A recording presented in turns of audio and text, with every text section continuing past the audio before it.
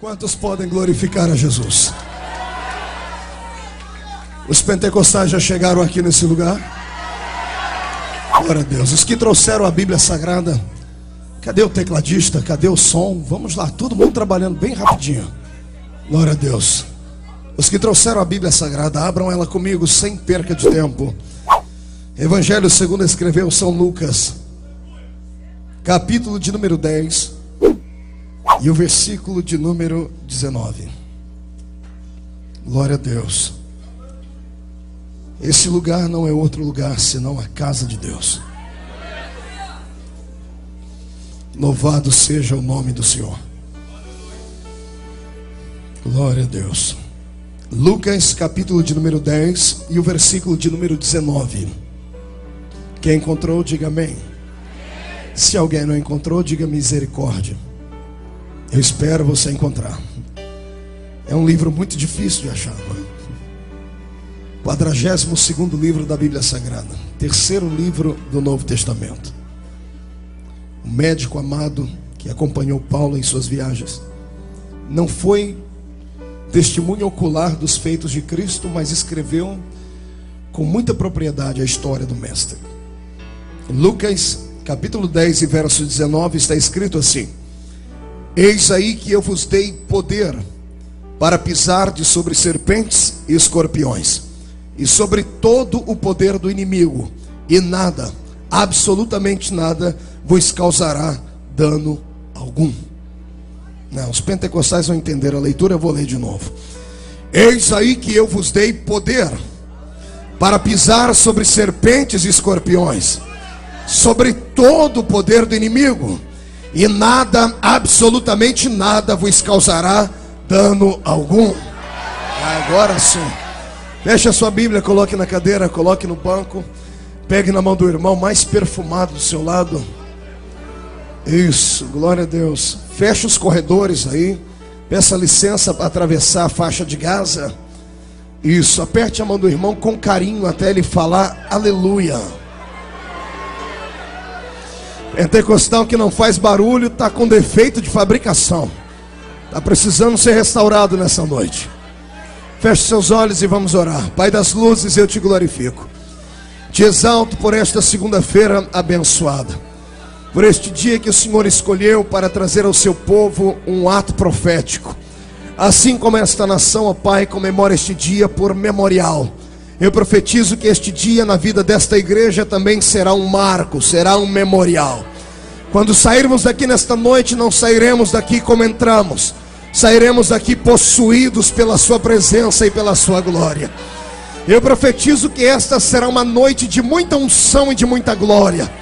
Profetizo, ó Pai, que todo espírito que bloqueia a adoração vá se arrumando em outro lugar, porque este lugar será inundado pela glória do Senhor Deus. Eu ainda te faço, Senhor, 2 pedidos, como tenho feito nesses últimos dias que aqui tenho estado. O primeiro pedido é que ao redor desta igreja, num raio de 5 quilômetros quadrados, toda manifestação maligna, todo demônio, todo principado, toda potestade, recue agora e volte para a profundeza de onde veio, porque se não desaparecerem, serão queimados pelo poder da glória do Senhor, que será inundado este lugar. Eu ainda te peço, ó Deus, aquela cooperação divina. Se o Senhor puder, abra a porta do seu palácio sobre esta igreja agora, e envie do céu aquela comitiva angelical que sempre me acompanha. Eu quero 8 anjos de fogo aqui nesta igreja, 8 serafins. A palavra serafim significa aqueles que ardem em fogo. Eu quero 2 serafins aqui nesta tribuna onde estou, à minha esquerda, outra à minha direita. Quero 2 na entrada desta igreja para guardar a entrada e a saída dos santos, e 4 anjos de fogo sobrevoando a nave desta igreja. Que eles comecem a esparramar brasas de fogo tirada do seu altar. E onde houver um crente batizado com o Espírito Santo, renova ele, meu Senhor.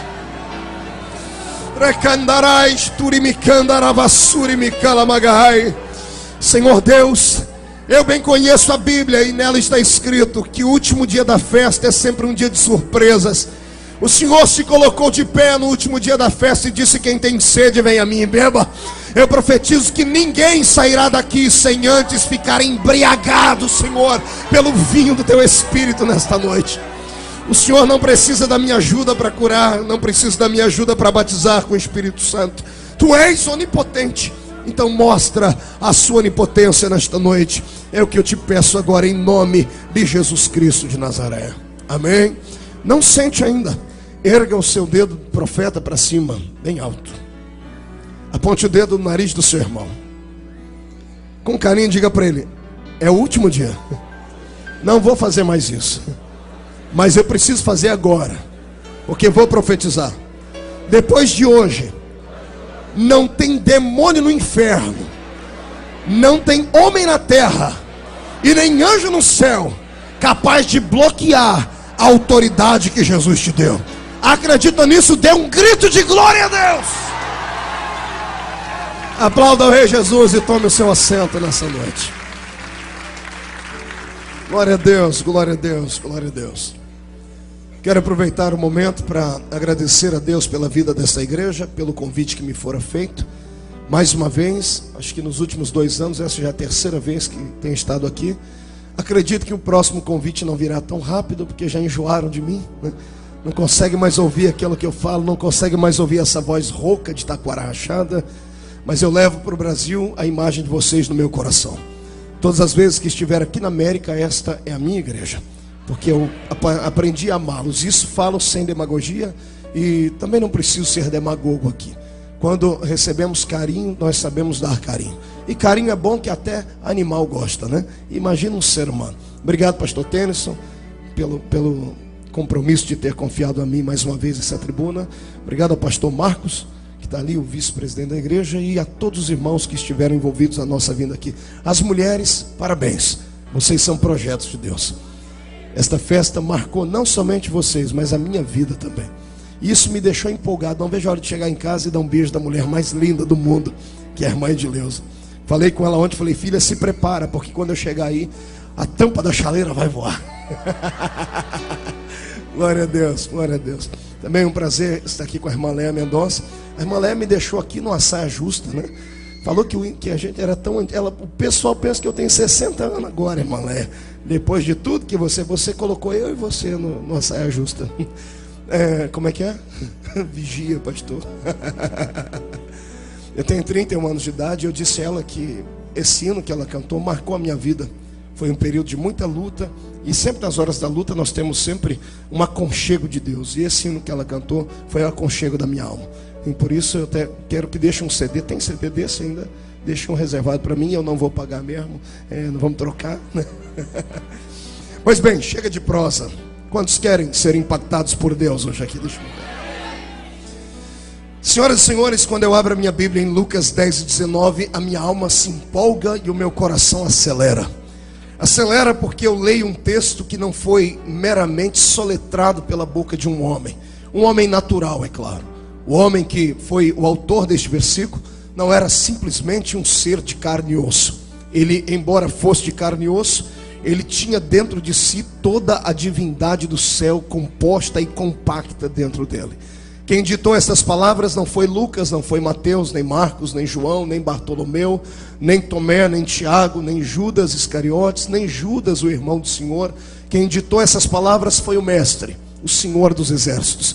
Quando estava caminhando pela terra, num belo dia, numa antevisão da coisa sobrenatural, ele sondou o coração dos seus discípulos e disse: está na hora de revelar a eles o que significa ser meus servos. O que significa estar na terra com os pés colados nela, mas com o coração voltado para a minha presença. Jesus olhou para os seus discípulos e disse esse versículo: se você passar por ele sem meditar, sem parar para sondar, com uma mente apenas de passagem, sem uma mente analítica, você não vai conseguir captar a revelação que há neste versículo. Mas se você me emprestar aqui os seus neurônios por alguns minutos, eu prometo a você que daqui a pouco você não vai mais estar sentado nas cadeiras. Você vai querer voar hoje aqui nesse lugar. Porque o que Jesus prometeu aqui é transcendental. O que Jesus prometeu aqui é metafísico. Olhos naturais não podem captar, ouvidos naturais não podem entender, e corpo natural não pode compreender a revelação que está contida aqui. Por isso eu quero que você agora se descole da terra. Pode permanecer com os pés aqui, mas o coração e a mente, por favor, entregue nas mãos daquele que está no alto e sublime trono. E vamos fazer uma viagem só de ida, uma viagem para o centro da autoridade de Deus. Quem concorda comigo, dê um belo glória a Deus aí então. Quando Jesus disse aqui, eu vos dei poder, eu acho lindo porque a Bíblia, ela tem uma propriedade fora do comum, ela é anormal. A bem da verdade que o autor dela não é normal, é um ser sobre-humano. Jesus não disse aqui, eu vos dei a metade do meu poder. Ele não disse, eu vos dei 1/4 da minha autoridade. Ele não disse, eu vos dei a metade do meu poder. Não, ele disse, eis que eu vos dei poder. Esta palavra é imperativa. Ele não está supondo uma situação, ele não está dando um conselho, ele está outorgando. Ou seja, ele tinha um documento na mão dele, invisível, e ele repassou para os seus servos a autoridade e o poder que estava contido dentro dele. Ele olhou para os seus discípulos e disse assim, eu vos dei poder. E ele explicou para que era o poder. Poder não era para se mostrar, não era para que alguns fossem fossem diferentes dos demais, não era para que alguns fossem chamados de semideuses, para que alguns pudessem ser chamados de santarrões ou mais espirituais. Não, ele deu este poder para que os seus discípulos pudessem fincar na terra a bandeira do seu evangelho, para que pudessem caminhar pela terra não como seres humanos naturais, mas como embaixadores do reino de Deus na terra. Eu posso imaginar Jesus olhando nos olhos deles e querendo entender como é que a mensagem foi processada no cérebro deles. Estavam sentados, talvez comendo um peixe assado, talvez ouvindo uma história, talvez tomando um chá, e o Senhor para o sermão, para a mensagem, para os contadores de história, olha nos olhos de cada um deles e diz assim, eis que eu vos dou poder. Quando Jesus diz o poder, os olhos deles devem ter se esbugalhados, eles colam os olhares em Cristo e ficam esperando a próxima sentença, e a sentença vem. E Jesus diz, eis que eu vos dei poder para pisar sobre serpentes e escorpiões. Repita comigo, serpentes e escorpiões. 1, 2, 3. Não, um pouquinho mais alto. 1, 2, 3. Acotovela o irmão aí para ver se ele acorda. Acotovela ele, isso toca na ilharga dele, igual o anjo tocou em pé. Diga para ele, você entende esta palavra? Então preste atenção aqui que eu vou te explicar melhor. A Bíblia Sagrada é um livro divino. É um livro que foi escrito em várias linguagens. Nem tudo que está escrito na Bíblia pode ser levado ao pé da letra. Posso dar um testemunho aqui, ou melhor, um testemunho. Eu tinha aproximadamente 15 anos de idade, 14 anos propriamente dito, quando uma pessoa me evangelizou. O rapaz que me evangelizou, ele me fez ficar com sede de Deus. E um dia na escola, na hora do recreio, eu atormentei, ele disse, me fala da Bíblia. Ele, mas aqui não é lugar de falar da Bíblia. Eu falei, não, então vamos na minha casa depois da aula. Ele disse, é muito tarde. Naquele dia, um professor faltou e soltaram a gente mais cedo para ir para casa. Eu disse para ele, olha, o professor faltou, então você pode ir na minha casa. Ele, mas eu não tenho Bíblia. Eu disse, eu tenho uma lá em casa. E eu tinha uma Bíblia dos TJs, né? Que era dos Testemunhos de Jeová. Mas era a Bíblia. E eu cheguei nele e falei, tá aqui a Bíblia, prega para mim. Ele estava tão cansado, ele não queria aquele compromisso naquela noite. A fome era minha e aquele evangelista era negligente, porque não queria pregar para mim naquele dia. E ele ficou com tanta ira, pastor Tenso, que ele falou, vou pregar uma mensagem para esse moço que ele nunca mais vai me chamar. Ele abriu a Bíblia no livro de Apocalipse, amados, e eu sempre fui medroso. Agora não, Jesus me deu um espírito de fortaleza. Eu morria de medo de escuro, morria de medo de assombração, lobisomem, saci pererê, mula sem cabeça, cuca. E não ri não, que você também era, viu? Seu atribulado. Só porque agora está aqui na América, está na terra do tio Sam, né? Está diferente. Mas lá no Brasil tu tinha, lembra da quaresma? Só o sangue de Jesus Cristo para ter misericórdia da gente no dia da quaresma. E eu me lembro que quando ele sentou, ele começou a pregar para mim sobre a besta do Apocalipse. E ele pregou a besta do Apocalipse literalmente. Ele disse, vai vir um monstro na terra de 7 cabeças, 10 chifres, com 10 diademas em volta dos chifres, com boca de leão, com pé de urso, com corpo de leopardo. Irmãos do céu, eu chamei Jesus de Genésio naquele dia. Eu dormi com a luz acesa e ele falou para mim, quem não aceitar Jesus, o monstro vai vir e ó, nhau em você. Você ri porque não era você que dormiu, teve pesadelo de noite, teve que dormir com a mãe no outro dia. Mas tudo bem.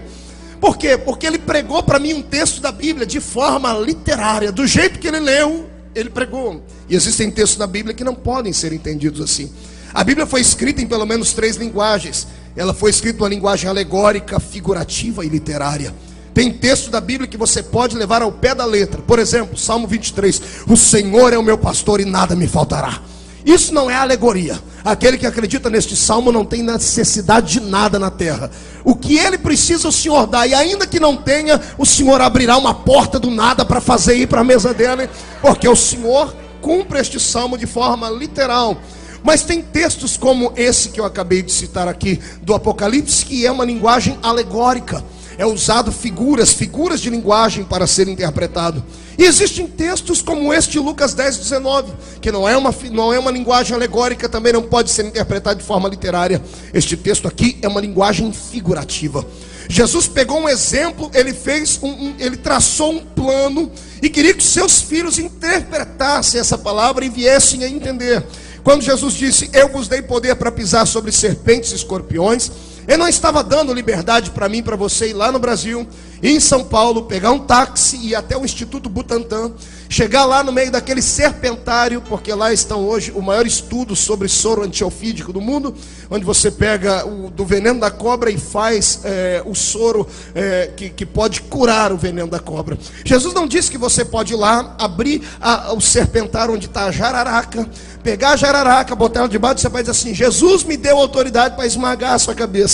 Se tu fizer isso, vai tomar uma picada que vai ficar uns 3 dias pulando, igual o Saci Pererê que eu citei aqui.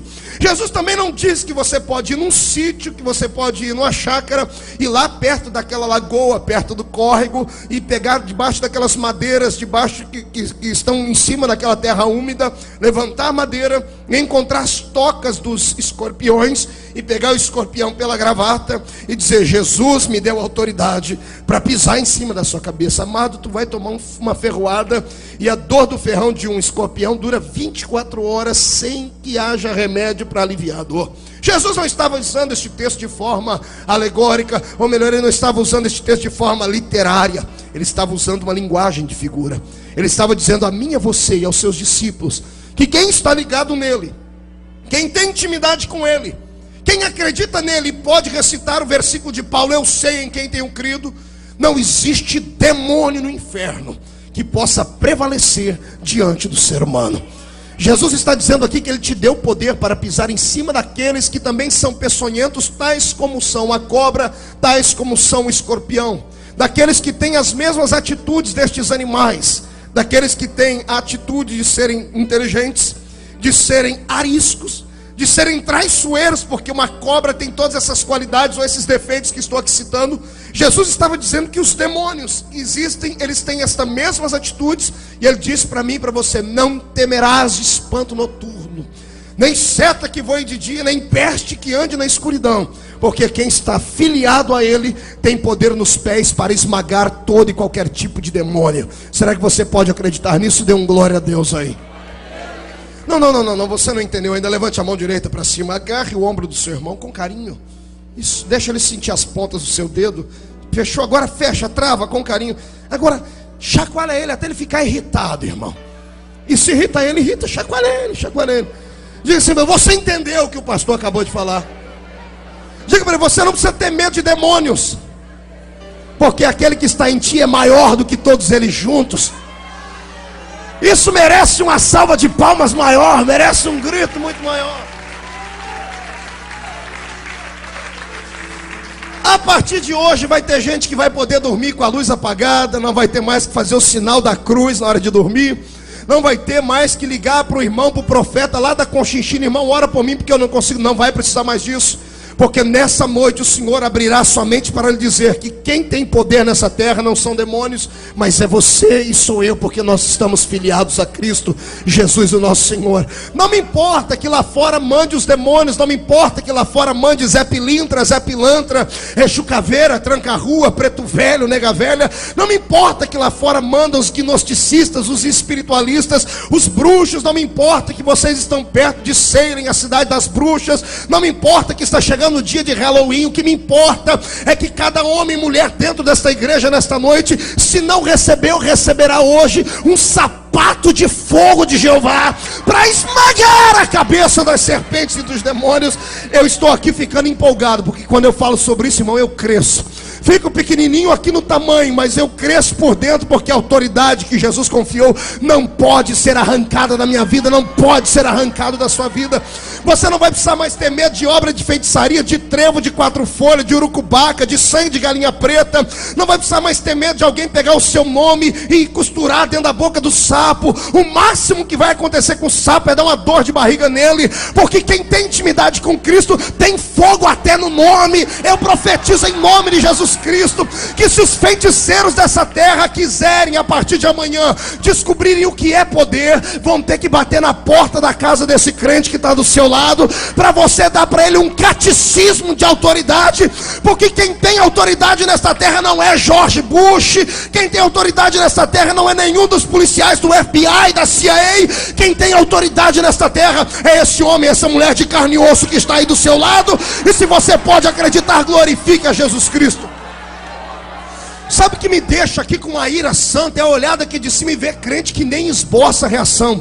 O infeliz é tão fraco, tão frio, tão desprovido de qualidades espirituais, que escuta uma palavra como essa e não reage. O infeliz está anêmico, está amarelo. Olha aí do seu lado, você vai ver. Não abre a boca nem para respirar, a boca está travada. Língua de aço, boca de ferro. Entra num culto como esse, a única coisa que sabe fazer é esticar os bracinhos para lá e para cá quando canta uma musiquinha. E quando ouve uma autoridade como essa, uma palavra como essa, que vai reverter a situação da sua vida, amado, se eu fosse você, eu não ficaria nem sentado, eu sairia era correndo dentro dessa igreja. Vai ter crente nessa noite, pastor Tennyson, que quando sair dessa igreja não vai para casa ainda, vai procurar um terreiro de macumba, vai procurar uma casa de bruxa, só para assanhar Satanás, vai pegá-los, esfregar o focinho dele no chão, porque a autoridade te foi dada.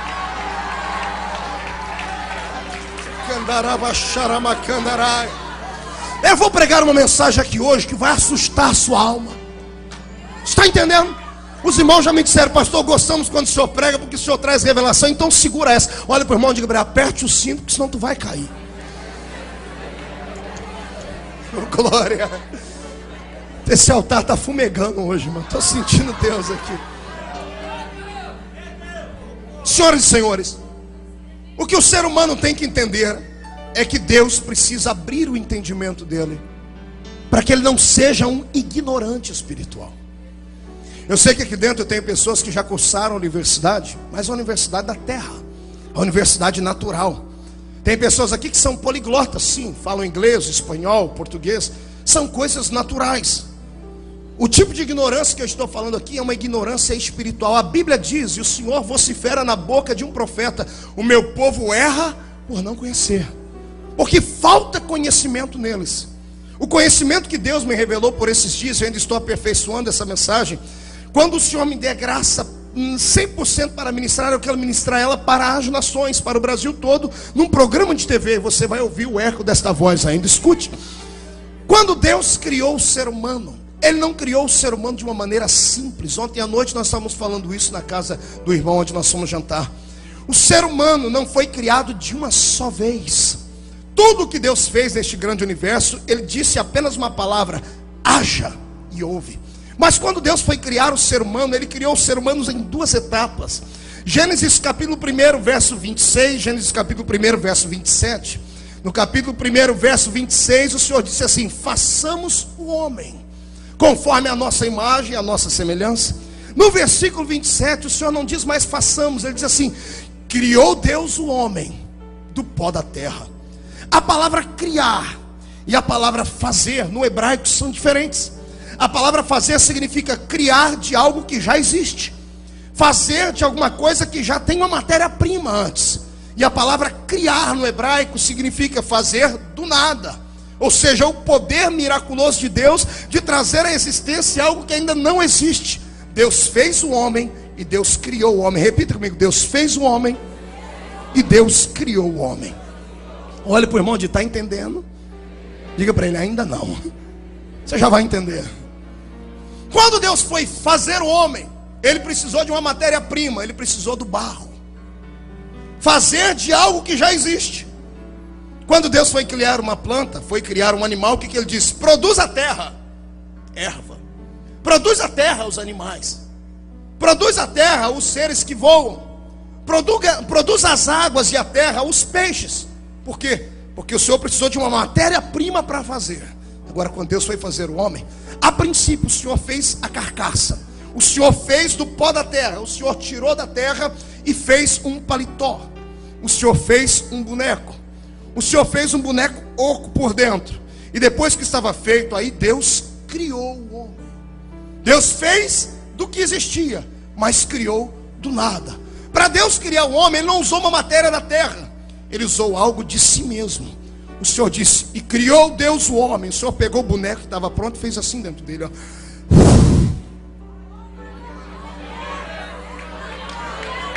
Escute. O homem não tem um espírito, como pregaram os nossos pais na fé durante 100 anos. O homem não tem um espírito, o homem é um espírito. Entendeu isso? O homem é um espírito. Diga para o seu irmão, nós somos um espírito. É por isso que o que é finito na minha vida e na sua é a carcaça, é a terra. Por isso que a carcaça volta ao pó, mas o espírito volta a Deus. Por que é que um animal precisa comer terra? Precisa comer fruto, capim. Tudo que tem nessa terra é terra transformada em capim, é terra transformada em fruto, é terra transformada em vegetais. Concorda comigo? Porque tudo vem da terra. Por que o animal precisa comer terra para viver?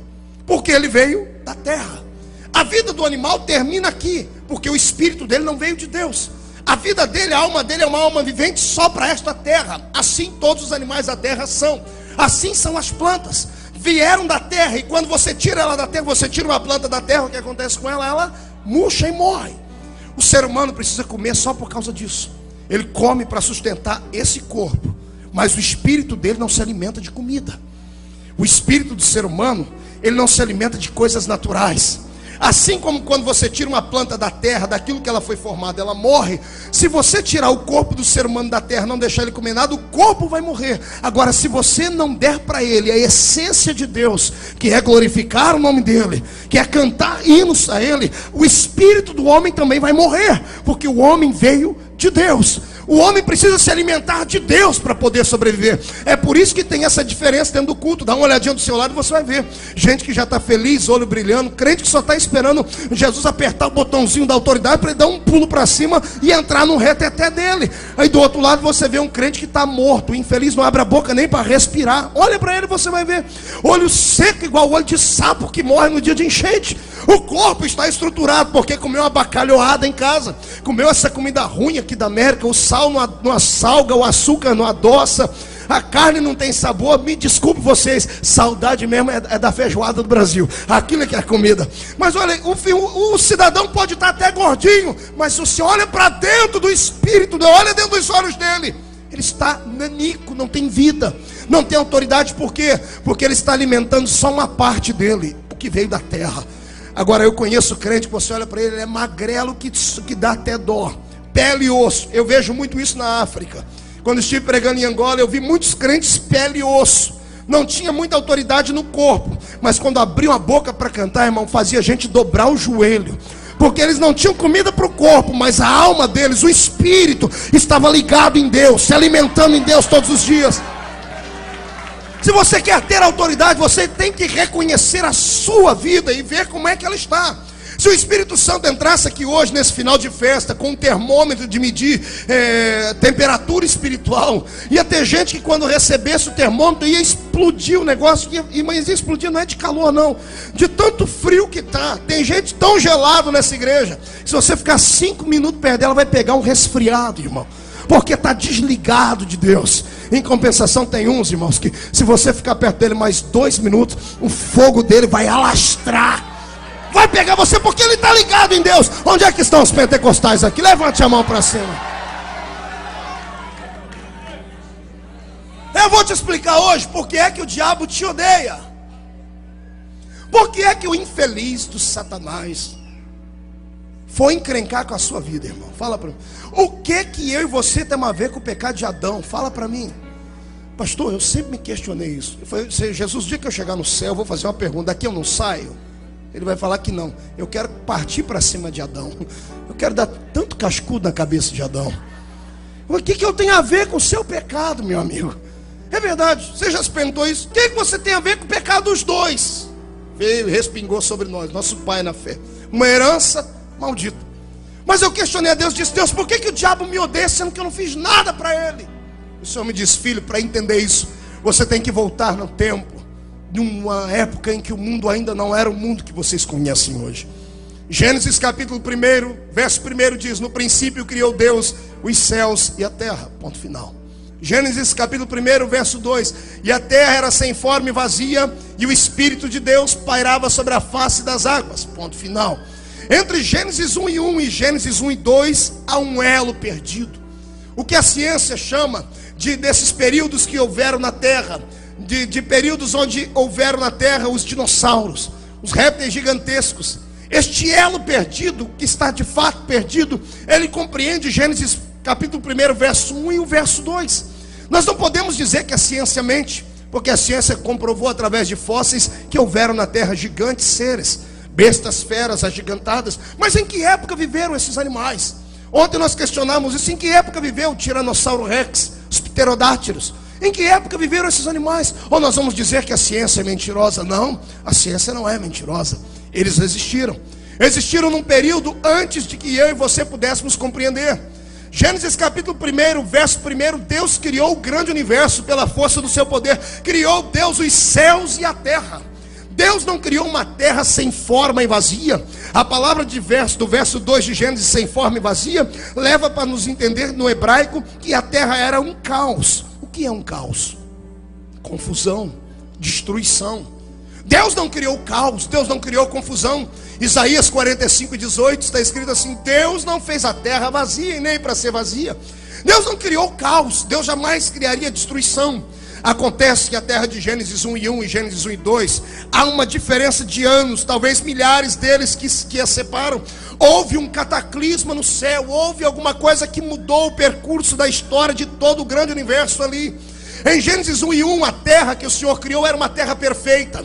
Não havia um Éden vegetal nessa terra. Pelo que eu entendo na Bíblia, havia um outro Éden, um Éden mineral. Ezequiel fala sobre essa história. Ele diz que a terra era cheia de brilhantes, de pedras preciosas. E fala sobre Lúcifer, um grande mandante nesta terra, que caminhava por ela, pisava sobre pedras afogueadas. E ainda está escrito no livro de Ezequiel: não é esse o varão que faziam tremer os reinos, que faziam tremer as nações? Aqui a mente do ser humano começa a viajar. E quem já estudou a Bíblia começa a entender que houve um outro mundo antes desse nosso.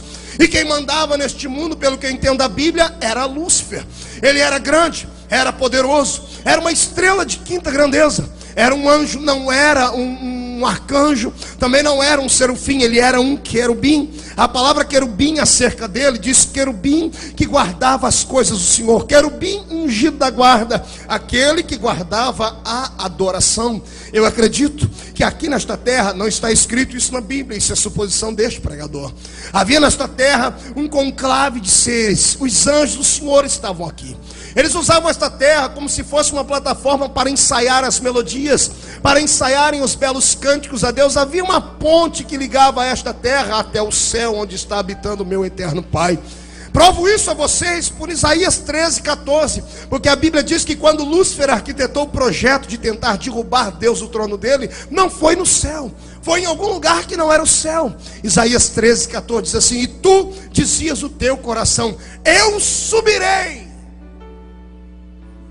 Subirei, só pode subir quem está embaixo. Estava aqui nessa terra. Ele alicerçou, ele fez um conchavo com os anjos que seguiram ele.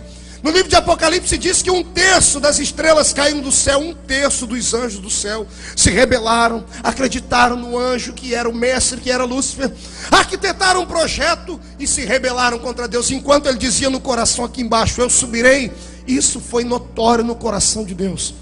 Deus não precisou erguer um dedo para batalhar contra o diabo, porque ele também tinha a sua esquadra armada. Quando Lúcifer se revoltou contra ele, o Senhor não precisou sequer levantar do seu trono. Bastou ele estender uma de suas mãos e gritar por aquele que é o ministro da guerra do céu, por Miguel.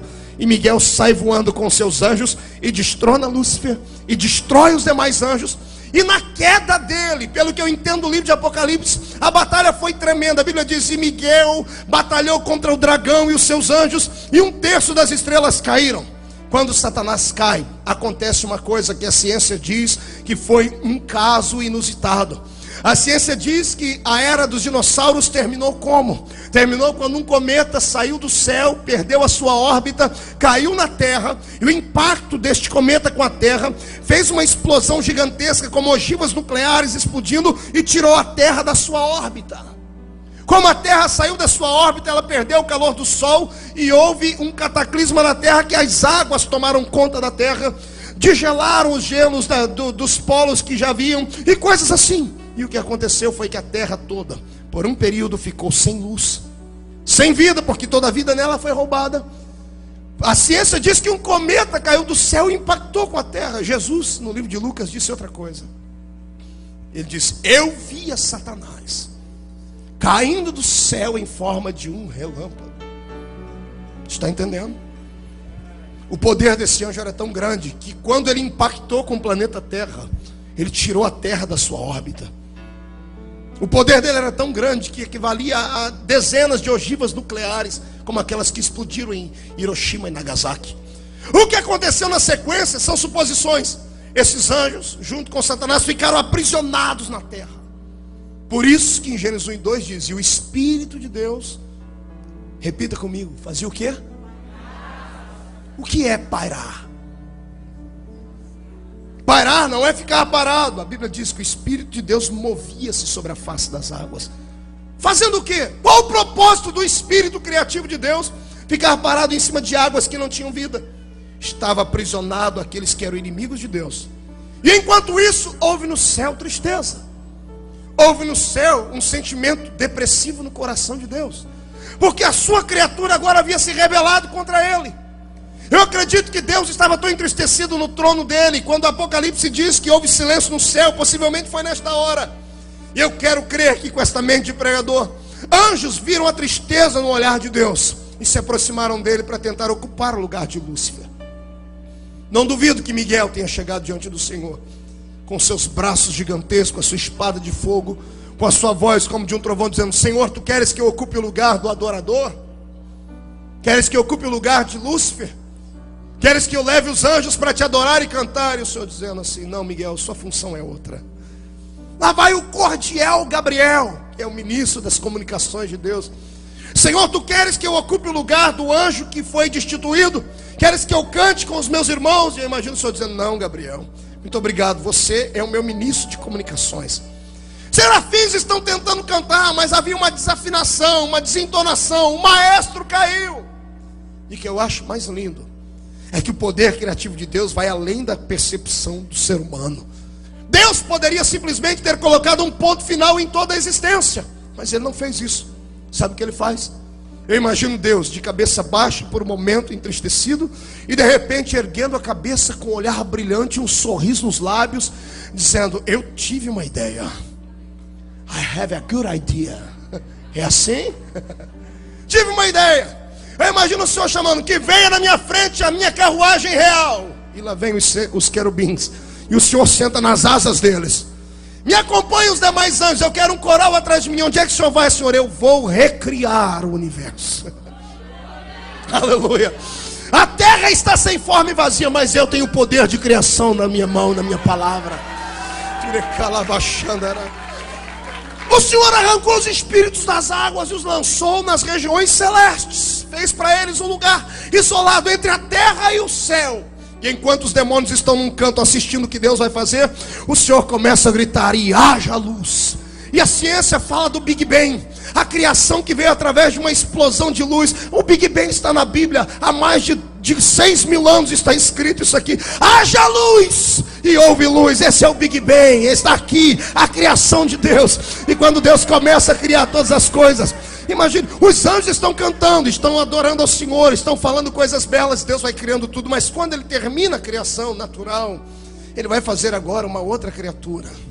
E quando Ele vai fazer esta criatura, depois que Ele disse para a terra verter animais, depois que Ele disse para que tudo acontecesse na terra, Ele poderia dizer assim: terra, produza um homem. Mas Ele não fez isso, porque o homem não podia ser natural. Aí entra a história que eu contei para vocês antes.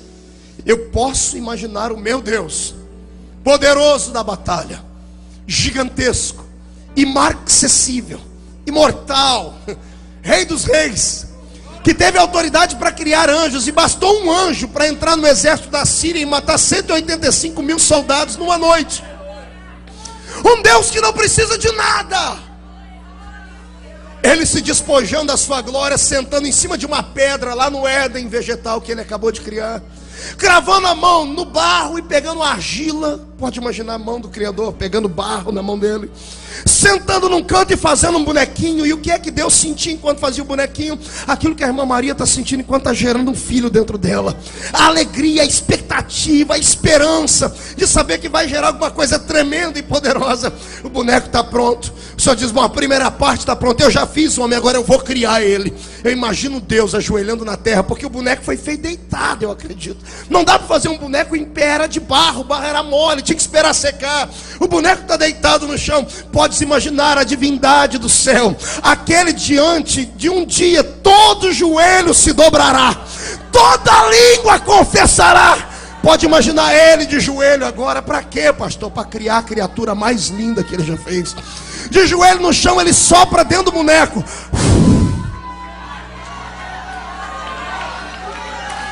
Ei, segura aí, segura, porque isso está muito pouco. Eu quero ver você virar piruleta. Escute, escute.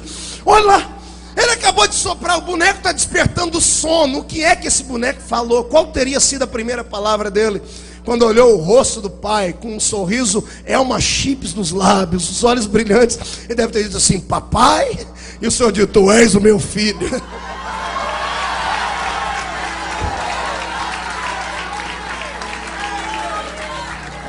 Está preparado para uma revelação que vai mudar a sua existência? Não, eu não ouvi direito. Está preparado para uma revelação que vai mudar a sua existência? Quando Adão fica de pé, o Senhor diz para ele uma palavra, uma só. Se prepara para arrepiar. O Senhor diz para ele assim: Adão, dominai a terra, sujeitai-a. Você entendeu? O Senhor diz: Adão, eu te dou o poder para você dominar sobre a terra e sujeitar ela do jeito que você achar que tem que ser.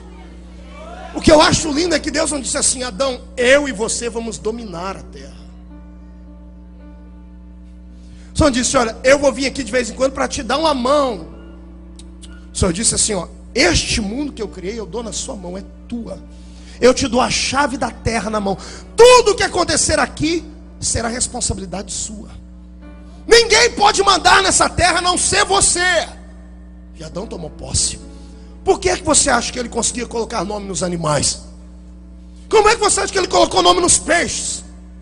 Alguns pensam que Adão podia respirar debaixo d'água. É sério. Watmani, um dos grandes teólogos que viveu algum tempo atrás, ele dizia que Adão podia voar com os pássaros. Por isso ele subia nos penhascos e diz: o seu nome vai ser águia. Eu não estou afirmando, mas também não posso dizer que não foi assim. Porque o Senhor deu àquele homem duas coisas que não havia dado a nada na terra. O Senhor disse: eu vou fazer o homem conforme a minha imagem e a minha semelhança. Imagem no corpo. Eu não consigo imaginar no céu um Deus com cabeça de cachorro. Não consigo imaginar um Deus com corpo de vaca.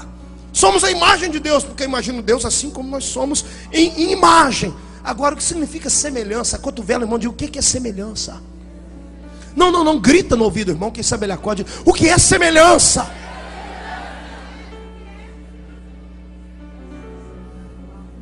É igual. Assim como Deus tinha poder para criar, Deus disse: você vai ser semelhante a mim. Cria. Assim como eu domino lá em cima no céu, você vai dominar a terra. Esse é o seu reino, a sua família está nas suas mãos. Ninguém pode tocar nela. Eu dei um pedaço de terra para você cuidar, ninguém pode tomar ele. Você tem autoridade para dominar a terra. O diabo estava num canto infeliz do capeta. Estava lá num canto olhando para aquele ser.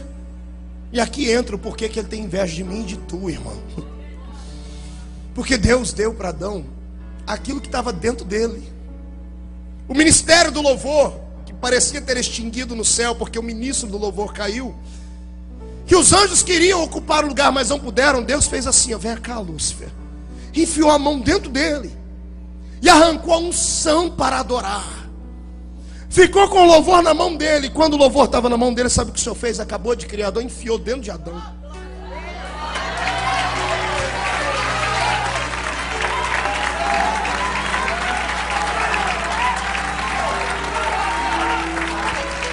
Sabe por que o diabo te odeia? Porque ele sabe o que acontece quando alguém sabe que tem autoridade. Ele sabe o que acontece quando alguém sabe que tem domínio sobre todas as circunstâncias. Ele sabe o que acontece com você quando você levanta naquele belo dia todo atribulado. O patrão te xingou, o marido te pisou, o filho escarneceu de você, mas você vai para a beira do tanque. Aqui não tem mais tanque, né? Vai para a beira da máquina de lavar roupa. Está lá jogando a roupa lá dentro. O coração está apertado, está querendo desviar. Mas ao invés de murmurar, vem o Espírito Santo e diz assim: louva, canta. Aí você pega essa voz de taquara rachada, estraga o hino da Cassiane, estraga o hino da Léa Mendonça. Mas o Senhor não está preocupado com a afinação, Ele está preocupado com o teor do que sai. E você vai cantando e Jeová vai ficando de pé lá em cima. Satanás tem que correr.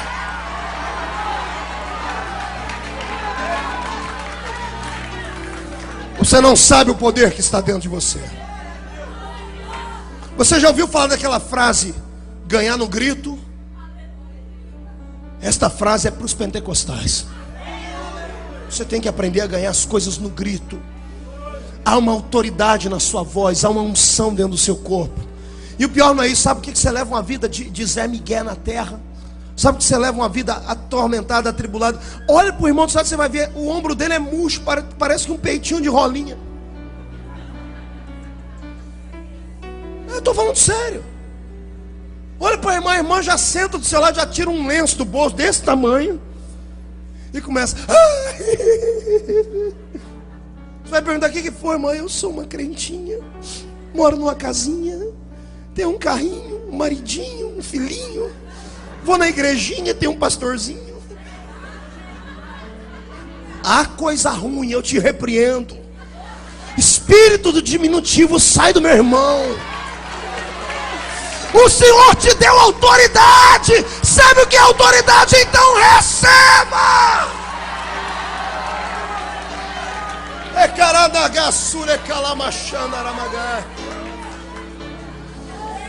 Pastor Marco, mas eu não aguento mais a batalha. O diabo é muito forte. Quem falou para você que o infeliz do cão é forte?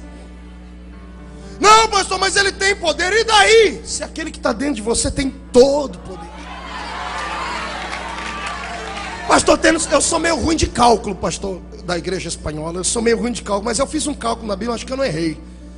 A Bíblia diz que 1/3 das estrelas caíram. Então foi só 1/3 dos anjos que caíram. Quer dizer que para cada um demônio que levanta contra você, tem pelo menos 2 anjos para manietar ele, para amarrar ele. Está entendendo isso? Se caiu só 1/3, irmão, hoje já não tem mais 1/3, porque só Jesus mandou um monte para o abismo. Tem crente que tem autoridade, ele anda na rua amarrando demônio. Tem demônio amarrado nessas ruas aqui, desde que essa igreja foi inaugurada. Está entendendo? Eu quero que você entenda que o Senhor te deu autoridade. Irmão, você não sabe o poder que está dentro de você. É por isso que eu digo, não mexa com um crente cheio de fogo, irmão. Não toca nele, porque é você tocar nele é a mesma coisa que enfiar a mão numa caixa de abelha. Vai sair picado, porque o fogo que está na minha vida e na sua, homem nenhum pode apagar. Está para nascer um bombeiro capaz de apagar, porque o Senhor te deu autoridade. Usa a autoridade que o Senhor te deu. Eu quero que você faça uma coisa agora. Murcha a barriga e estufa o peito. Levanta a mão direita para cima. Bate no peito, mas bate até fazer coffee. Isso. Bate. Olha por cima, olha para o irmão do seu lado. Faz uma cara de general. Diga para ele assim, ó. Você pode nem acreditar. Olha para o outro assim, você menos ainda. Mas você não está olhando para uma pessoa comum. Diga, eu tenho. Diga, I have the power. Diga, eu tenho poder. Quem tem poder, tira o pé do chão para adorar. Você tem poder.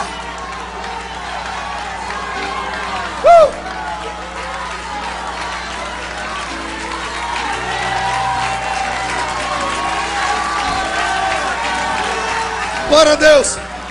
Segura um pouquinho, senta, tem mais revelação, escuta.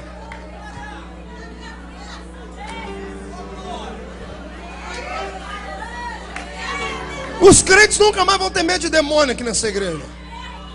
Vou explicar. Pastor, lá no Brasil está uma miséria esse negócio de demônio. Os demônios estão ficando importantes no Brasil, né, Leia? A Leia sabe disso. É verdade. Um dia desse caiu um endemoniado lá num culto de libertação na nossa terra. Aí o pastor, ao invés de expulsar, vai perguntar: por que você gosta de vir aqui? Ele falou: é que aqui vocês deixam eu falar no microfone e passa a gente na televisão.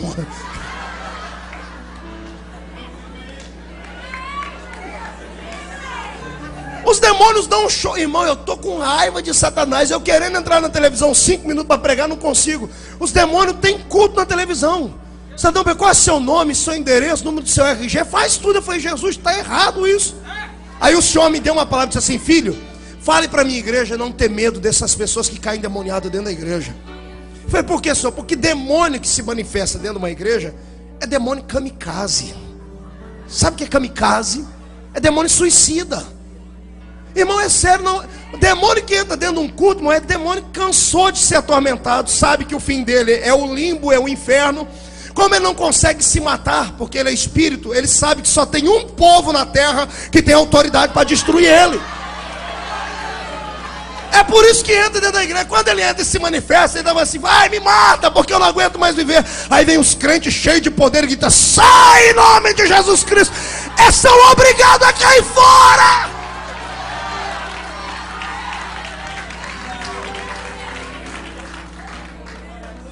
Eu não dou certo com esse negócio de demônio, pastor. É uma tribulação. A minha vida é uma tribulação esse negócio de demônio.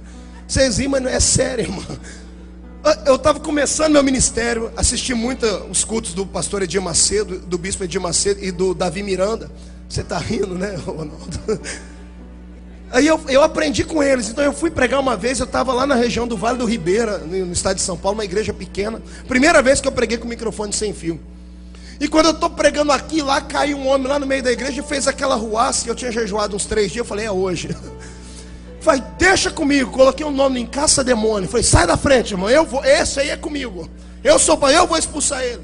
E o homem está lá, e para lá e para cá. E os crentes não seguram ele. Como eu fiz umas aulas de luta, eu peguei e dei uma gravata no indivíduo. Eu podia ter expulsado, eu podia ter falado, mas não, eu aprendi com isso. Eu falei: vou fazer uma entrevista aqui. Era moda na época. Eu falei assim: qual o seu nome, demônio? Botei o microfone na boca do indivíduo. O indivíduo juntou as mãos por baixo, pegou e falou assim: o meu nome é João, e o do senhor, qual que é? O cara estava bêbado. Tava bêbado. Você ri porque não era você lá, irmão. A igreja parou. Eu falei: Jesus, e agora? Eu olhei para aquele irmão, eu dei um pisão no dedão do homem. Ele deu, deu um grito. Eu falei: irmão, era demônio de enganação. Fecha o olho. Eu peguei e falei: diácono, tira esse infeliz daqui, porque senão eu vou quebrar a costela dele. É por isso que eu aprendi, irmão, que você não pode nem brincar com esses negócios. Demônio não pode ter oportunidade na igreja. O único que pode ter oportunidade aqui é o Espírito do Senhor. Oh, glória. Alguma vez você já se perguntou: por que você tem poder para expulsar os demônios? Pergunte para o seu irmão: por que você tem poder para expulsar demônios? Estamos em guerra. Esse culto é um culto de batalha. Por que é que nós temos poder para expulsar os demônios, pastor? Vou explicar o porquê. Não é uma coisa absurda. Não é uma coisa de outro mundo. O que eu vou falar aqui vai mexer com o seu cérebro inteirinho. Nós temos poder para expulsar os demônios, porque nesta terra eles atuam de forma ilegal. Porque quem tem autoridade para dominar a terra é o homem. O demônio não pode operar aqui. A terra é um reino físico, é um reino material. Sendo um reino material, só quem tem matéria pode reinar nela. Pastor, então é por isso que lá em Gênesis o diabo, quando quis fazer aquela presepada toda, por que não apareceu em forma de um anjo? Não era mais fácil conquistar Eva? Por que não chegou perto dela? A Bíblia diz, Paulo diz que ele pode se manifestar em forma de um anjo de luz. Por que não fez em forma de um anjo de luz e falou assim: você pode comer essa fruta? Era mais fácil enganar ela do que vir no corpo de uma serpente. Sabe por que ele precisou do corpo de uma serpente? Porque o diabo conhece a lei de Deus. E ele sabe que nessa terra só pode mandar, só tem autoridade quem tem corpo. Por isso que ele pediu emprestado o corpo da serpente. Alguma vez você se perguntou por que Deus não interferiu naquele ato? Por que Deus não bloqueou aquele ato? Porque Deus também é condicionado à sua lei. Ele é espírito. E na terra ele não disse: eu e você, homem, vamos dominar. Quem vai dominar é você. Para Deus entrar naquela situação, ele precisava de um corpo. E como ele não tinha um corpo, aconteceu toda a situação. E quando aconteceu toda a situação, o diabo falou: pronto, arrumei uma maneira de ficar legal na terra. Arrumei um corpo, entrei e dominei o homem. Aí vem Deus no Éden. O homem sai de trás da árvore, tapando a nudez. Vem a mulher junto chorando. A serpente está esgoelando no chão e o diabo está morrendo da risada atrás do coqueiro. E Deus está olhando toda a situação e diz: eu vou ter que arrumar tudo isso agora. E o Senhor diz: Adão, você a partir de hoje vai ter que trabalhar muito para viver. Serpente, você vai rastejar para todo sempre no seu ventre, porque você fez uma coisa que não devia. Eva, você vai sentir dores quando ter filhos, mas não fica triste. Diabo, cão, pois não, Senhor, você arrumou uma maneira de entrar aqui, né? Eu sou inteligente, eu entrei no corpo da serpente. O Senhor diz: pois bem, só que você esqueceu que eu sou criador. Hoje eu não tenho legalidade na terra, porque eu dei a chave da terra na mão dos homens. E para dominar a terra eu preciso de um corpo. Eu não tenho um corpo ainda, mas eu imagino Deus botando a mão na barriga da Eva. Mas da semente dela vai nascer um. Vai nascer!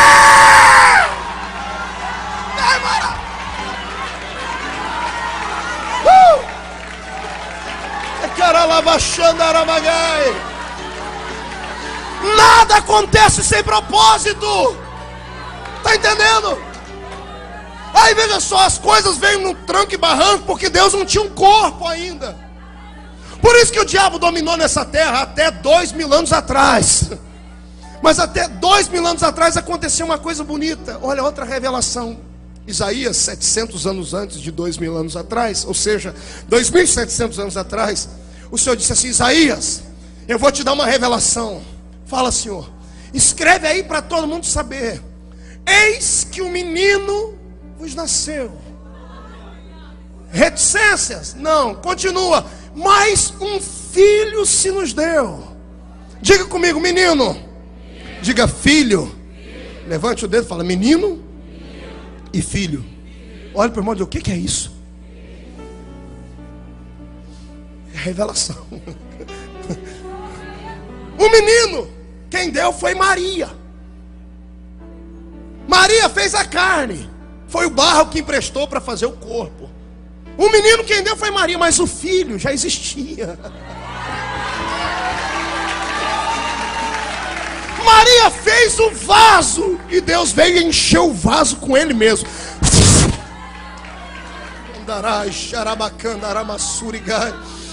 Por isso que o diabo queria matar Jesus, porque ele sabia que se Jesus nascesse, a profecia se cumprisse, Deus estaria legal na terra.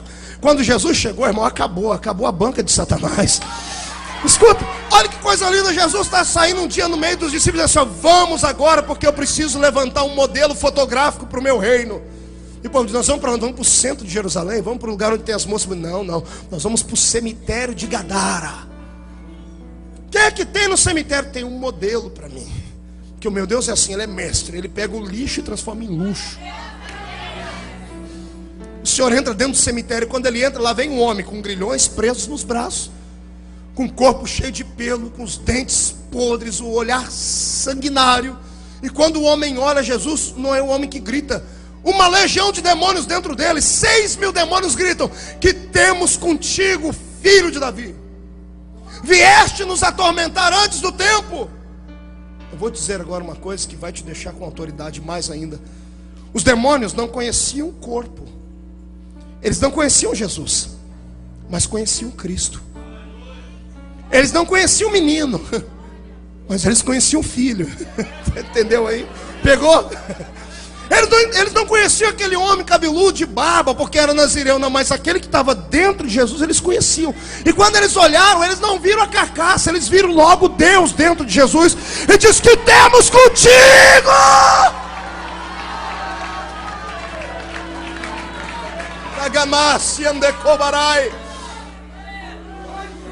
Jesus olhou para ele, não falou muita coisa, sai deles. Eles tiveram que sair, por quê? Porque estavam de forma ilegal naquele corpo. É isso que vai acontecer a partir de hoje. Meu corpo está arrepiado, irmãos. É isso que vai acontecer a partir de hoje, quando você chegar naquele trabalho, quando você chegar no meio da rua. Os demônios que estiverem nas pessoas endemoniadas vão olhar para você. Eles podem não conhecer o corpo que você está, mas eles vão olhar para dentro, vão ver o Espírito Santo dentro de você. Serão obrigados a caírem fora.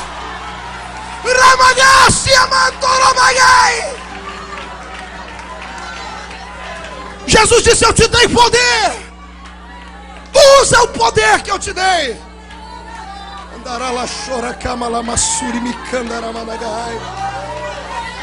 Aleluia. Agora deixa eu te dizer uma coisa muito séria. O diabo descobriu a fórmula, pastor Tennyson. Ele sabe, pastor, que para ele operar nesse mundo, ele precisa de um corpo. E tem homens que emprestam para ele o corpo deliberadamente. Existem nações aprisionadas porque os líderes das nações emprestaram o corpo para Satanás. O anticristo não será nada mais, nada menos que alguém que vendeu o seu corpo para o diabo. E o diabo operará dentro dele, fará prodígios. Lá no Brasil eu descobri como é que se fabrica um seguidor de Satanás. Uma vez eu estava vindo de um trabalho no interior, e numa vicinal daquelas estradas, de madrugada eu vi dois homens de capa preta, carregando uma galinha preta no braço, garrafas de cachaça, panos. Era de madrugada, um frio medonho. Quando eu passei por aqueles homens, eu fiquei com pena deles, mas eu tive que reconhecer a autoridade deles. Eu disse: eles sabem em quem eles acreditam. 3 da manhã, com frio, sozinhos, numa encruzilhada, foram alimentar os demônios. Cheguei em casa, peguei um livro de feitiçaria, sobre feitiçaria, que eu tenho lá, que explica sobre feitiçaria, um pastor que escreveu, e lá diz como é que se fabrica um homem do diabo. Está preparado aí? O estômago está forte? A pessoa, quando descobre que ela tem uma vocação divina, lá na mesa branca, começa tudo no auto-espiritismo. A pessoa diz que ela tem que desenvolver a mediunidade dela. Levam ela para um catimbozeiro, para um filho de Satanás com a pombagira, que vai mentir para ela, dizer para ela que ela pode ser feita a cabeça dela não sei aonde. Quando a pessoa aceita, ela é levada para uma casa isolada. Raspam a cabeça, homem ou mulher não interessa. Uma vez que a cabeça está raspada, eles fazem umas mandingas em cima das pessoas, um encantamento, e fazem cortes nas costas dela com navalha, e deixam a pessoa 1 semana sem comida e sem bebida. A pessoa é obrigada a jejuar, porque até o diabo sabe que quando a pessoa jejua, ela se desprega da terra e abre o espírito para tocar aquilo que é sobrenatural. Você não é um crente que quer buscar poder de Deus, quer ser usado em cura, jejue. É para isso que serve o jejum. O jejum, ele mortifica a carne, então a carne fica fraca e o espírito se fortalece. Depois de 1 semana de jejum, voltam os demônios lá, os catimbozeiros, entram dentro da casa, pegam animais e cortam a cabeça dos animais em cima deles, e despejam sangue na cabeça deles. O sangue dos animais se mistura com os cortes nas costas. Aí eles pegam uma farinha feita de ossos de seres humanos que foram pegados no cemitério, triturado, que chama obá, sei lá que desgraça que é aquela, e jogam em cima da ferida. A ferida ebó. A ferida cicatriza sozinha. Na semana seguinte eles voltam com uma oferenda para uma pessoa comer. Aí voltam com carne podre, um corpo de seres humanos que tiraram do cemitério para eles comerem. E a pessoa se sujeita a tudo isso. Depois disso levam ela mais 1 semana e dão um banho nela dentro de uma banheira ou numa bacia, com fezes de animais, urina de animal, sangue. A pessoa vira um bicho. Depois ela bebe mais um pouquinho de sangue e está feito o pai de santo, a mãe de santo, o pai de chiqueiro. Aí você vai lá ver o catimbozeiro lá no Brasil. Todos os pais de santo que eu conheço lá no Brasil, a casa deles é assim de gente. E as pessoas vão lá e quando sai, volta, traz 3, 4 com ela. O Senhor, Ele é bom. Ele fala e acontece. Ele encarna espíritos. Ele faz trabalhos e acontece. E o pior é que acontece mesmo. Não é mentira não. Porque eles pagaram preço para o diabo. E o diabo opera no corpo deles. Aí quando eu vejo tudo isso, me dá angústia de saber que eu sou crente de uma igreja pentecostal que acredita em milagres, e não tem um filho de Deus aqui com autoridade para mandar um paralítico andar. Não tem um crente aqui com autoridade para dizer ao aidético: você está curado. Não tem um profeta de Deus para falar: Deus está me mostrando isso e isso da sua vida. Por quê? Porque nós somos adoradores só do alto. Só queremos adorar a Deus de cima da montanha, pertinho dele. Esquecemos que o verdadeiro adorador é feito lá nos vales. Não é enfrentando demônios. Os únicos demônios que nós vamos quando expulsar são os demônios que nós criamos na igreja. Pastor, isso é sério mesmo. Somos fazedores de demônios na igreja. Quer que eu te diga o demônio que você cria aqui? A inveja, a murmuração, situações adversas que você cria dentro da igreja, demônios que nós criamos, e esse nós expulsamos. Mas o verdadeiro demônio está andando lá fora, em cima de uma carruagem de ferro, mandando no mundo. E todo mundo acredita no espiritista, todo mundo acredita em Allan Kardec, e poucas pessoas têm coragem de acreditar no nosso Cristo. Pergunta para mim: por quê, pastor? Não ouvi? Simples. O Senhor ainda não tem um corpo para operar.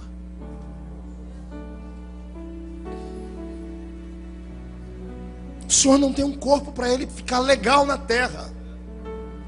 O diabo encontrou alguém que deu para ele o corpo dele, sacrificou, e Deus está procurando alguém aqui. Quem é que quer?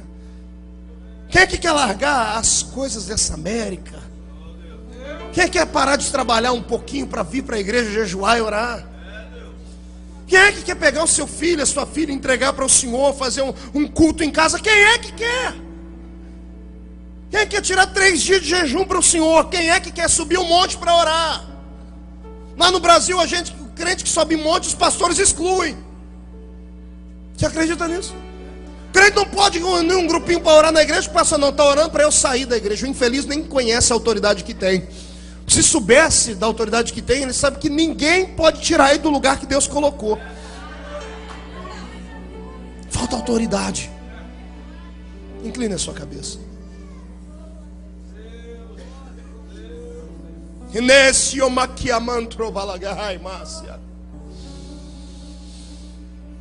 Vem cá, Espírito de Deus.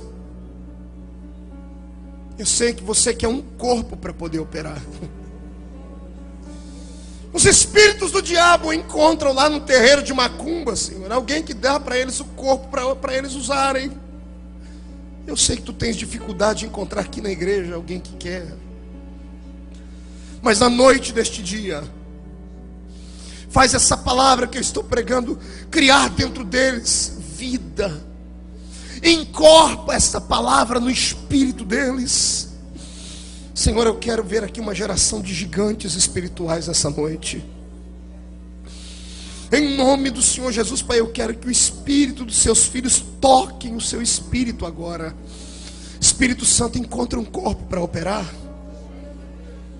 Encontra o corpo, um homem, uma mulher, um jovem, uma criança, um músico, um levita.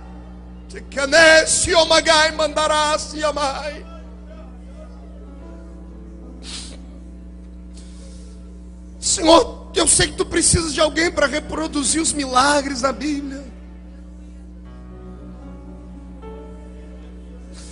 Eu sei que os milagres não acabaram com o tempo dos apóstolos. Por isso eu quero te entregar nessa noite para esta reunião e acreditar que esta palavra está fazendo efeito no coração dos teus servos.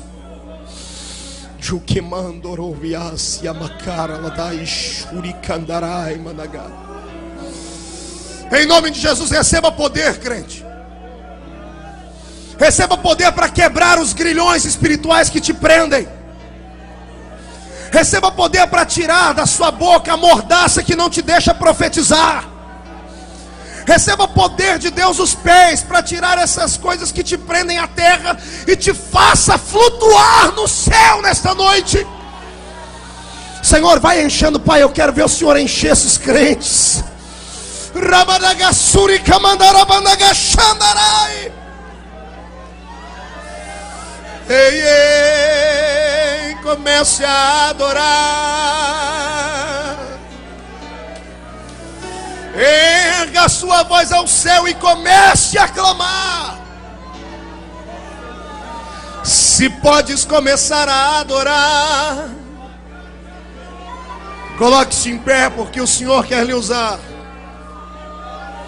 Toque esse instrumento que eu quero ouvir, Eu navegarei no oceano do Espírito.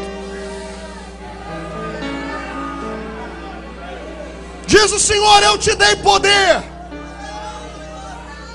usa ele.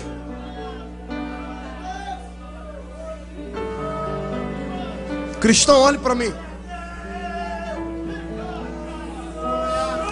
Coloque as duas mãos de frente do seu rosto. Olhe para elas. Olhe para suas mãos. Look your hands. Olhe para suas mãos. O que é que você vê? Dedos, anéis, pulseiras, nervos, pele, pelos. O que é que você vê? Eu vou te dizer o que é que o Senhor vê quando olha as suas mãos. Ele vê alguém que, quando der para ele o seu corpo, colocará essas mãos sobre o paralítico e vai levantar ele da cadeira de roda. Colocarão a mão sobre os enfermos e os curarão. Crente, olhe para os seus pés. Bata os seus pés no chão. Bata eles, bata. O que é que você vê aí? Sapatos, tênis, um meio de locomoção. Quando Deus e os demônios olham para os seus pés, Deus enxerga a autoridade e os demônios enxergam o fim da carreira deles.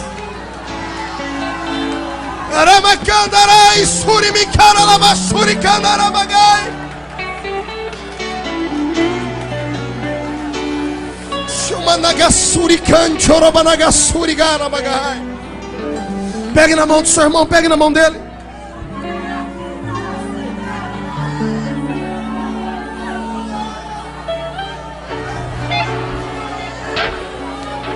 Ei, olhe para mim, olhe para mim.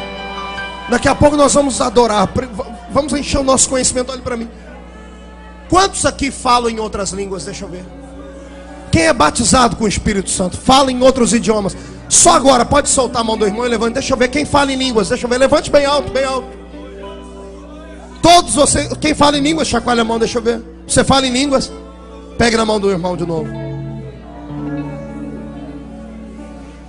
Para que é que você fala em línguas, irmão? O meu povo erra por não conhecer.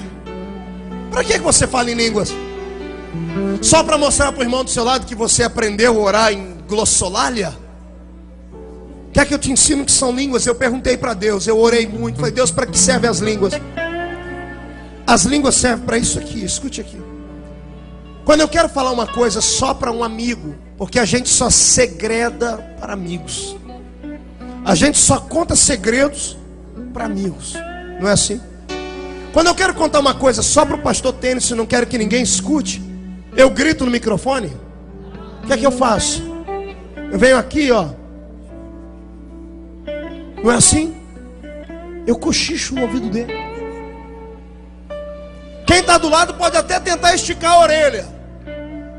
Não vai entender. Porque é só para ele ouvir. O Senhor diz para mim: filho, as línguas estranhas que eu ensinei vocês a falarem é a maneira mais linda de intimidade que vocês têm comigo. Quando você fala em línguas, você cochicha no ouvido de Deus. Pastor, mas eu falo alto. Não interessa, a Bíblia diz que só Deus entende. O diabo chega do seu lado, pega um dicionário desse tamanho de todos os idiomas que tem, você está falando. Ele tá aqui 15 minutos, quando ele achei a primeira palavrinha, você já está orando em outras línguas, porque o Senhor te deu autoridade para orar em variedade de línguas. Para que é que você ora em línguas? É para você fortalecer a sua alma. São autoridades que o Senhor nos deu. E o pior não é isso, pastor Tênis. O pior é que a maioria dos pentecostais só ora em línguas uma vez por semana. Não é assim, pastor? Só ora em língua quando estão na igreja. Jesus tem que descer, catar o indivíduo, jogar ele na parede para ele falar em línguas. Glu, glu, glu, glu, glu, glu, glu.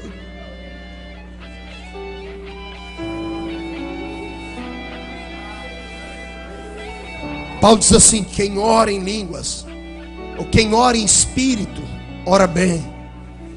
Orar em espírito não é orar com a mente. Entenda bem. Quantas vezes eu falei, irmãos, enquanto eu estou pregando, enquanto eu estou tocando, os irmãos orem em espírito. A pessoa nem sabe o que está falando. Você fechar o olho e começar a falar na mente, isso não é orar em espírito, isso é orar com a mente, é com entendimento. Entende? Você ora com entendimento, porque a sua mente é entendimento. Orar em espírito, que Paulo diz, quem ora em espírito, ora bem, é falar em línguas. Pastor, mas eu só tenho 4 palavrinhas de línguas estranhas. É por isso, nunca vai crescer se só fala elas. Exercita-te. Jesus está hoje fazendo. Você já assistiu o filme do Rambo? Ele apanha o filme inteiro. Na última cena do filme, a câmera fica mostrando ele e mostra, ele coloca a faca na perna, arma nas costas, balas aqui, coloca uma faixa, ele sai com arma para destruir o exército dos Estados Unidos inteiro. Quando eu olho para você num culto como esse, eu vejo Deus fazendo isso com você.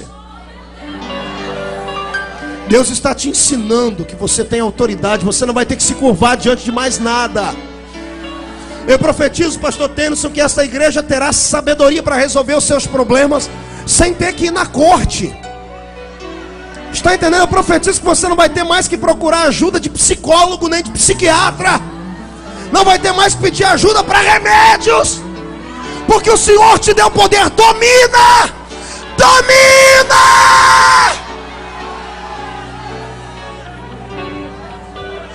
Eu vou fazer 2 orações aqui agora. Fecha os olhos. Primeira oração, eu quero aqui na frente só quem fala em línguas, quem já falou em línguas e não fala mais, quem ora em outras línguas e precisa nessa noite de mais autoridade. Venha, mas venha rápido. Eu vou fazer o seguinte, eu quero mulheres à minha direita e homens à minha esquerda. Eu pedi, eu navegarei no oceano do Espírito.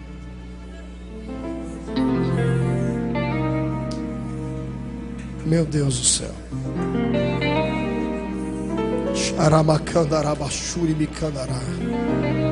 Cadê? Eu não estou ouvindo a música. Cadê a música? Aquela música. Pode tocar de maneira simples para eu entender ela. Essa não é a música que eu estou pedindo. Não, mas está diferente. Vem.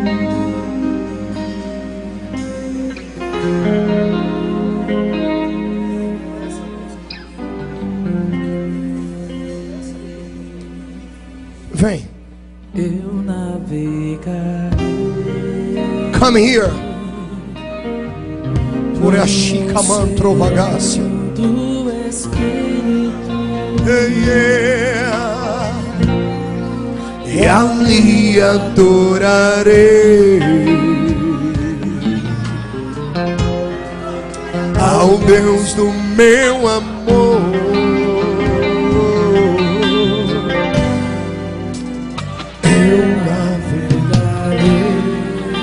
Dorobasuri calabalabachara bagai. No oceano do Espírito. E ali adorarei ao Deus do meu amor. Shekaranda sori calabagai. Espírito, Espírito. Faça destino uma oração. E desce como fogo. Convida ele. Vem, tome teu. Chorovanai, suicamanto, cobarabagai. E ensine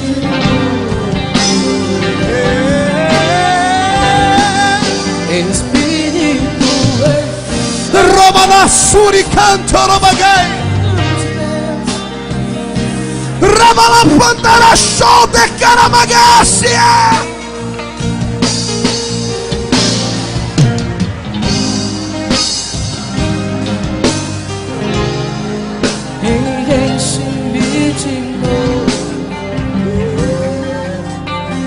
Segure um pouquinho. Eu quero que você pegue no braço do irmão que está do seu lado. No braço, não é na mão, não, é no braço. A irmã Léa Mendonça vai preparar alguns hinos daqui a pouco. Aquela irmã grandona ali, ó. Como é? Marta. Eu quero aquele hino de novo. Dá para cantar ele? Já venha correndo. Pega no braço do seu irmão. Escute. Continue tocando o teclado. Continue tocando. Escute. O que Deus procura no ser humano não são dons sobrenaturais. O que Deus procura no ser humano é desejo, vontade. Eu li agora, há pouco tempo atrás, uma história que tem quase 90 anos. Aqui nos Estados Unidos da América, uma professora pegou um grupo de crianças e levou essas crianças na casa de John Wesley, se não me engano, na ilha de Martha's Vineyard. Chegando na casa dele, ou numa casa onde ele ficava, lá no tabernáculo da oração, a professora levou as crianças pequenas, de 7, 8 anos, e mostrou para as crianças a casa do profeta. E ela ia entrando na casa dizendo, nessa mesa ele almoçava com a família, nessa sala ele recebia as pessoas para dar ensino, aqui era o lugar que ele gostava de ler. Até que ela entrou no quarto de Wesley. Quando entrou no quarto, ela falou, desse lado dormia a esposa dele. E eles perguntaram assim, mas como é que a senhora sabe que era daqui?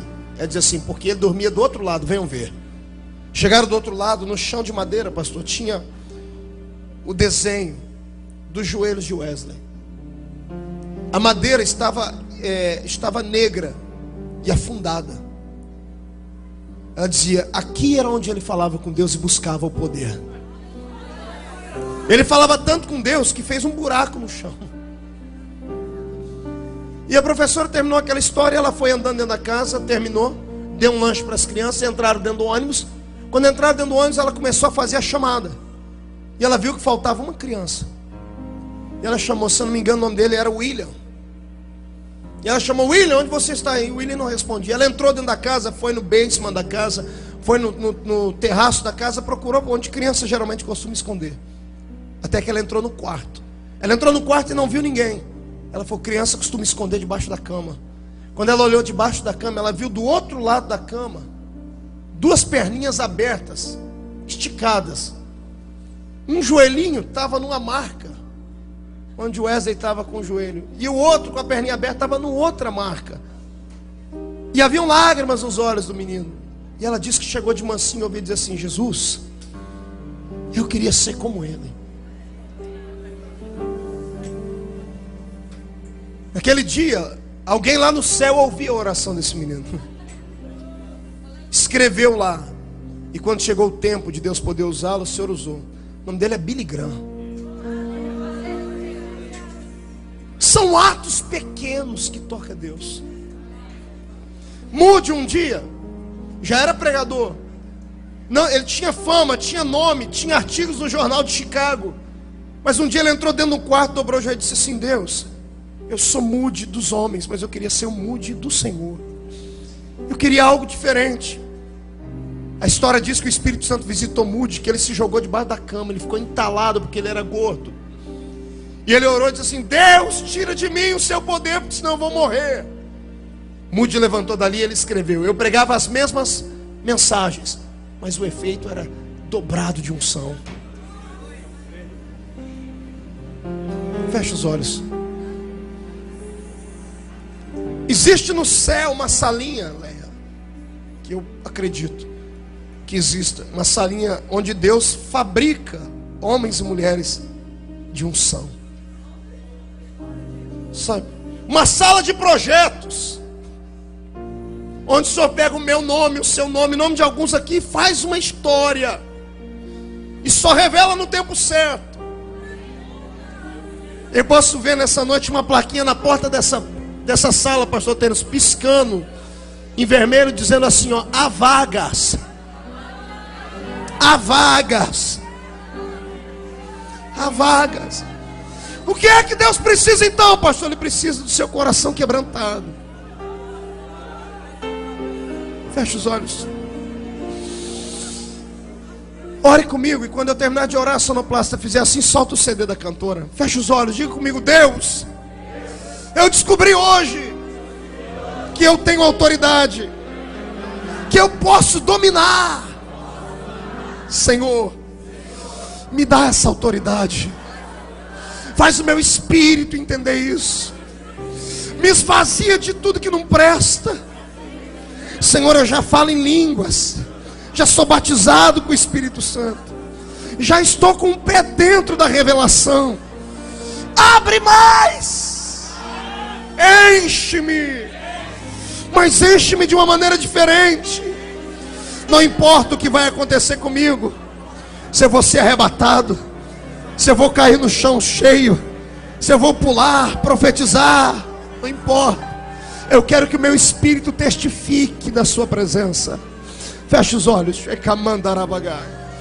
Como profeta de Deus, neste encerramento deste conclave de mulheres aqui em South River, eu, pastor Marco Feliciano, profetizo uma onda de poder que cai sobre esses crentes. E onde houver alguém que Deus vai usar, receba poder até não aguentar mais.